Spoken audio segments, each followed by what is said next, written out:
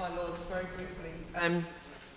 In a previous life, I used to work in further education and worked with many young people who were non-traditionally successful, and also in more current times have worked in relation to prison reform, and I'm very interested in former prisoners gaining employment. In all the instances of working with those young people who did not have the traditional qualifications or trying to get into work, or former prisoners, you were always in a situation where you were talking to local employers and asking them to take a punt on people, to take a risk. And all the time you'd say, look, the worst that can happen is that, you try this person out and it doesn't work out and, no one's lost anything, but actually I've got every faith they will be brilliant, and so on and so forth. But you did have to say, take a risk.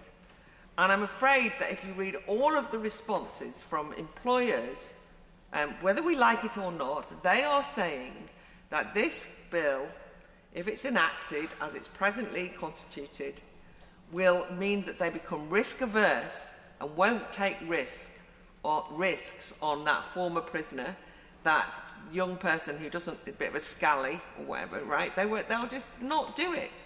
And so I think social mobility is key here to be assessed.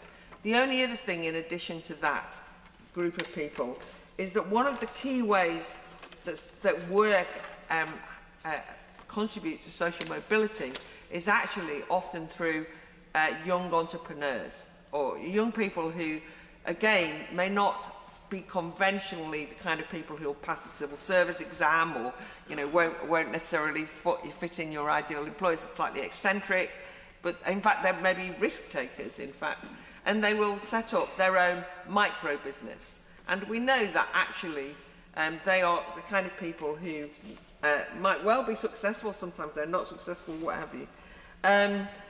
But if you actually talk to young entrepreneurs, and there's been a lot of amendments throughout the bill about micro businesses, not just SMEs as the sort of traditional, they're still quite large businesses, but micro businesses are sort of 20 staff, never mind 2 or 3 or 4 staff. But there's those companies, those organisations, I don't know, the young men who kind of drop out of college but set up some semiconductor manufacturing organisations, some people I know, or it might be the young men who set up a builder's business, or the small hairdressers.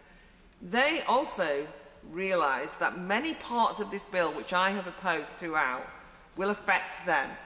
They haven't got huge HR departments, they aren't lawyers, they don't know what they're going to do, but they will be held liable for swathes of regulatory rules that are mandated from this bill about the way they run their micro businesses. And they are actually part of the great success of social mobility, because they start off, they make a success of it, and now it might not be worth it. So I would just urge, it's not always like poor and impoverished. It can be young people making good through small businesses.